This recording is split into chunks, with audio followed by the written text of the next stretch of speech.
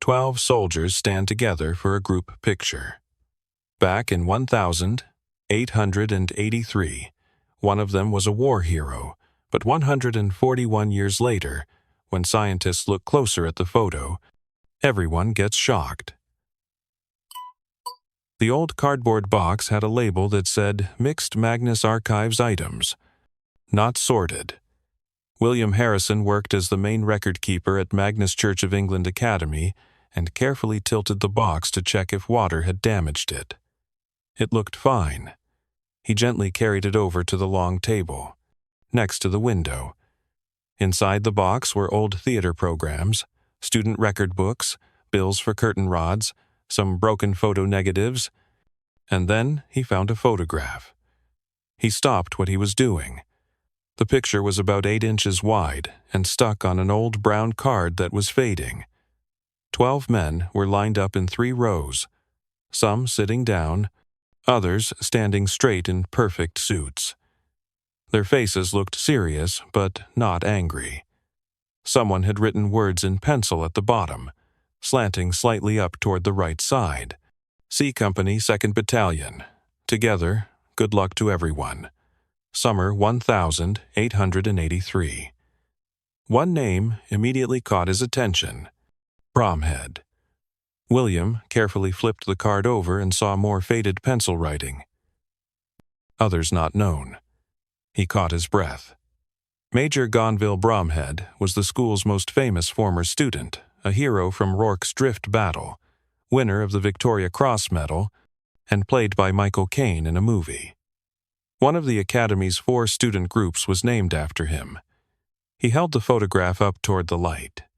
The picture quality was better than he thought it would be. You could see the watch chain on Bromhead's vest, the neat creases in their pants, and even the thin stripes on the sleeve of the man on the far right. William put the photograph in a protective sleeve and walked carefully to the back office. "This looks set up," said Dr. Margaret Ashworth the next afternoon, putting down her teacup. She was visiting from Nottingham Trent University to research military graduates from the East Midlands area. William had asked her to come see the picture. "I thought maybe it was a reunion or some kind of ceremony," he suggested. She looked closely at the names. "This is strange," she said quietly. "Some of these names, like Captain J, Thornfield and Sergeant Whitmore, don't show up in any Army records from 1883. Could they be fake names?" "Maybe, or they could be regular citizens, but that would be even more unusual." William leaned forward. "But you know who Bromhead is, right?" "Oh, yes. Though it's odd, he looks older than 35 in this picture." "That might just be because of how photographs looked back then." She reached into her bag. "Do you mind if we scan this here? My department has a high-quality filter I can use." William helped her put it under the overhead scanner, holding the card flat with 2 white-gloved fingers. A warm white light moved across it. Later, the screen showed their faces up close. When they zoomed in, every detail became clear. One man's jacket was slightly torn at the cuff. Another had a faint scar line across his knuckles. In the back row, one soldier's jacket was completely missing any military badges, such an obvious thing missing that it seemed like it was done on purpose. "Let's zoom in more," Ashworth said. Her voice had changed. Less curious now, more like a doctor examining something. The uniforms looked right but wrong in ways that were hard to explain. Some of the military ranks didn't quite match how the soldiers stood or how old they looked. The arrangement wasn't balanced, and one person in the back seemed to be leaning on a walking stick, which would be unusual for an active military company photo. William looked at Margaret. Her face had become very still. "You see it too?" he asked. She nodded slowly. "This isn't a normal group photo. If anything, It's made to look like one. He looked again.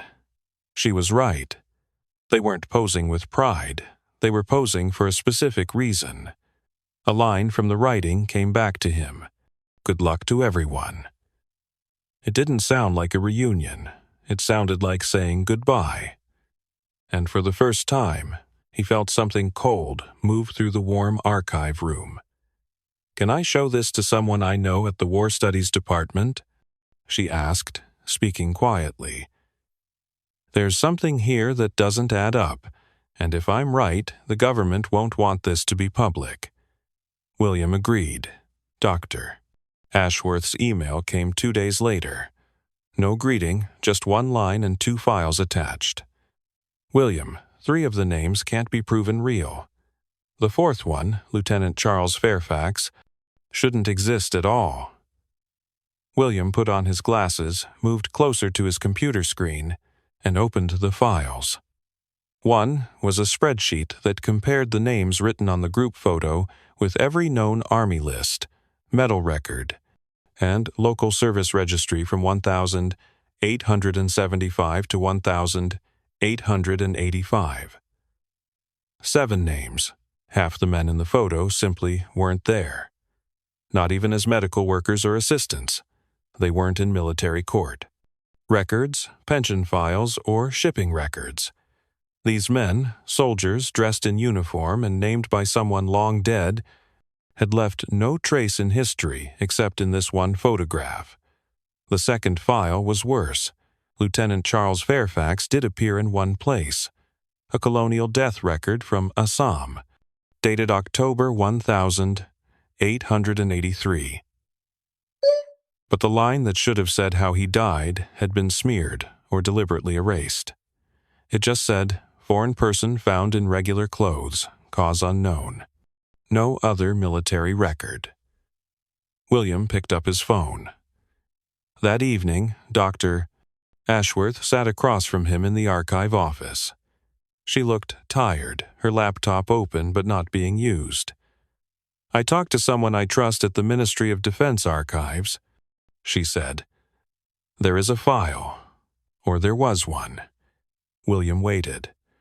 It was filed under C Company, Twund 24th Special Unit 1883, but it's marked as secret until 2075.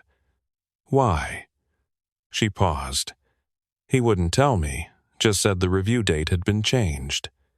William looked back at the photograph, now in a frame and pinned to the office bulletin board. 14 men in pressed coats, arranged with purpose, Bromhead on the left looking unreadable, the others neither smiling nor hardened, somewhere between ready and already punished. Margaret continued. "If these men were never officially recognized but photographed in full military dress, it means one of 3 things. Either the photo is fake, which it's not, or the Army removed them for bad behavior, which would have left some trace, or they were never meant to exist in official records." William blinked. "Like a ghost Army unit?" She breathed out, barely nodding. "That phrase isn't as made up as it sounds." He reached toward the photo and lightly tapped under the handwritten names. Good luck to everyone. And yet someone wanted them to be. "Remembered," he said quietly. They sat in silence, surrounded by the clicking of bright lights and the creaking of bookshelves. "I'll look into civilian burial records," William said finally. "I'll check pension problems," Margaret replied. They didn't shake hands or make any formal promises, but they both understood this wasn't just academic research anymore. It was personal. Later that night, William posted a short message on the East Midlands Military History Forum, a private, invitation-only discussion board used by record keepers, amateur historians, and retired military officers. Looking for information about an 1,883 photograph showing Major Gonville Bromhead and several unknown soldiers, possibly connected with C Company 2nd 24th. Names don't match standard Army lists, Ideas welcome. Contact Warrison at magarch.org.uk. He attached a low-quality crop of the photo, just enough to show how they were arranged, not their faces. 3 days passed, with no replies. Then, one morning, a message appeared in his email. Sorry for the interruption. Before we continue with the story, I kindly ask you to like the video and subscribe to this channel. It is very important for us. Thank you very much. Harrison, I saw your forum post. I think I have something that might interest you. My great-grandfather, Lieutenant Robert James Hartwell, served under Bromhead for a short time and left journals. One of them mentions a group photo taken before a military mission in 1883. I haven't read the entries carefully myself, but if you'd like to see the material, you're welcome to visit. They're in my family's archive here in Norfolk. Best regards, Henry Hartwell. Margaret read it twice, blinking. Did he just say military mission under Bromhead? William leaned back in his chair, eyes wide. He did, and he mentioned journals. He nodded. This might be the first real witness account we've found, not guessing, but actual documentation. William and Margaret arranged to visit within the week. Henry's home was a red brick farmhouse sitting between low hedges and uneven fields. He welcomed them into a room that smelled of dust and old wax. On the dining table sat a small wooden box made of dark wood. No one's really gone through these since my father died, Henry said. We thought it was mostly old letters and tobacco containers. Inside were neat bundles of letters and 4-field notebooks wrapped in waterproof skin. The handwriting matched the neatness of the original photograph's writing, tight, slanted, careful. Put back together pieces from C Company and 124th mostly experienced soldiers, some new young men. Bromhead arrived this morning by special delivery, looks older, walking with a slight limp. We ride east in 3 days with the engineers. Maps aren't clear. Heat is terrible. But the boys smiled for a picture. Maybe the last one.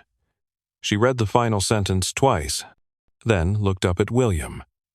The boys smiled for a picture, she said. That's our photograph. It wasn't an official record. It was a goodbye, a private one. William leaned forward, reading the line himself. The directness of the words hit differently now. Not a ceremonial portrait. Not a reunion, Margaret. A quiet understanding before something terrible. Margaret turned the page. 9th June, 1883. Loaded wagons with equipment at Mandalay Junction met hostile forces on the way. 2 scouts wounded. No telegraph contact past Prome. Engineers worried. Bromhead walked with me this evening, said nothing about Zulu, said everything with his eyes. Some of the boys have started praying, others sing quietly. Fairfax plays with a small pendant. I think he misses someone. Might be no one to miss him back. She turned another page. 12th June 1883. Night attack, lost 1 tent, 2 mules, and Private Matthews. Didn't scream, good boy. Whitmore treated wounds with powder and cloth. I think he knows this mission is doomed. We continued through the water. It's black with reflections. Margaret's voice shook on that last line. William reached for a notebook. So they were attacked before the photo was taken? She nodded. And they kept going. William brought up the digital photograph again on his laptop. The familiar image filled the screen. 14 men, uniforms pressed, faces set, Bromhead on the left side. He slowly zoomed in on their hands, something they hadn't looked at closely before. One pair of pants had faint spots on them. Not dirt, not mold, blood. You said they took the picture after Mandalay? He asked. She nodded, checking the date again. The entry says they took the photo on the 6th. The fighting happened later. William hesitated. What if it was the opposite? What if the date is wrong? Margaret froze. He continued. If this was taken after the fight and not before, it means someone purposely wrote the wrong date. She stared at the scan. And that would make this a controlled image. A staged one. William stood slowly. A photograph meant to show unity, discipline, pride, regret, but taken after chaos, after loss, Margaret added. And just before they disappeared, she turned to the next page of the journal. 17th June, 1883. We were defeated. I'm writing this by candlelight in a cave near the canyon. The engineers are gone. Only 8 of us left. Fairfax is dead. Whitmore disappeared. Bromhead took a bullet in the leg but dragged one of the boys out under fire. We burned the maps. No messages got through. No one knows we're here. They won't admit this happened. The order came this morning. Put all survivors into the 66th under different names. We are to disappear. Margaret closed the notebook with shaking fingers. William didn't speak during the drive to Shrewsbury. The only sound was the quiet hum of the road and the occasional rustling of Margaret's notes beside him. They had been given 1 hour, with strict supervision, in the private back archive of the Royal Shropshire Military Museum, where a recently acquired donation from a retired colonel's estate had been catalogued but not yet digitized. The trunk waited for them in a cool, wood-paneled room, no dramatic locks, just an old brass latch and a handwritten tag that read, Mixed Materials Burma, Not Processed. Inside, yellowing maps, a rusty compass, a pipe stem, and at the very bottom, a thick bundle of letters tied with oil-black ribbon. Margaret untied the knot with slow fingers. One envelope, water-damaged but whole, had the words, To be delivered if ever found, M.G. Bromhead. She opened it carefully, lifting a single folded page. Bromhead's writing was small, slanted, and sharp. To whoever finds this, know only this. We went because the Crown asked us to. We served without flags, without parades or welcomes. What we did because someone had to. We were promised we'd be remembered in silence. If you are reading this, then the silence has been broken. Say their names if you can. We were not ghosts, we were men. William read it again, then again. A photograph, that group shot, was tucked behind the page. Another print, clearer, not faded. Same men, same arrangement, but with one difference. In this version, 14 names were written in full underneath. Complete ranks, complete names, all readable. William's voice broke.